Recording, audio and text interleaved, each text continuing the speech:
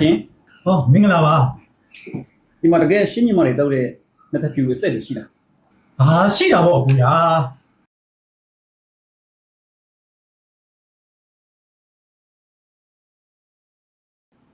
ရေခွက်ထဲအတွေ့လာမကြနော်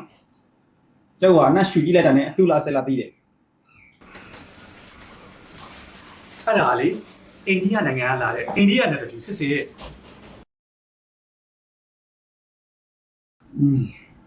ဆိုတော့ဒါပေမဲ့အနိတဲ့နဲ့ရုံနေတယ်လို့ပဲနော်ကျောက်လို့ချီတာဒီထက်ပိုအနက်ဆူရှားတဲ့ဟာမျိုးပြီးတော့မြေနဲ့ပိုထွက်တဲ့ဟာမျိုးလို့ချီတာဗျ ညီနဲ့ကိုထွက်တယ်အဲ့ဒါဆိုရင်ခဏနေနော်တက်ချက်လိုက်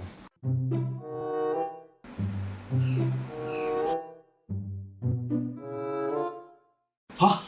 တွေ့ပြီငါလို့ချီတာဒါမျိုးကွာ အခုအဲ့ဒါလေးမိမိ မပြောနဲ့ကြုတ်ပြီးတယ်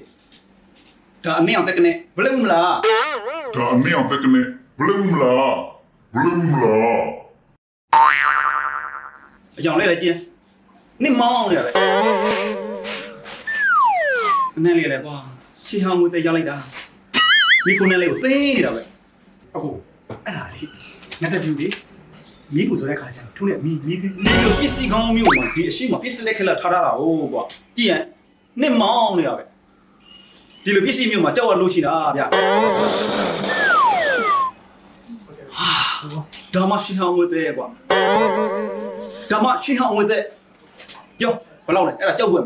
အခုလူကြီးလေအလကားယူမလိုက်ပါနဲ့ပတ်စံလည်းမပေးနေကြတာနော်ကျွန်တော်တော့ကတော့လေအခုလူအစ်စ်ကိုတိရတူတွေ့တာအရန်ကောင်းတာပဲအခုရဲ့ ကျေးဇူးပဲဗျာနောက်တစ်ခါကြောက်လောက်ခဲ့အောင်မယ်နော် ဟုတ်ကဲ့ပါဟုတ်ကဲ့ပါကြည့်တော့တော့အခုနော်ကဲတွေ့ရမလားကျွန်တော်တို့ကလေးယာနီကလူတိုင်းကိုစိတ်ချမ်းသာအောင်လုပ်ပြီးနေပါ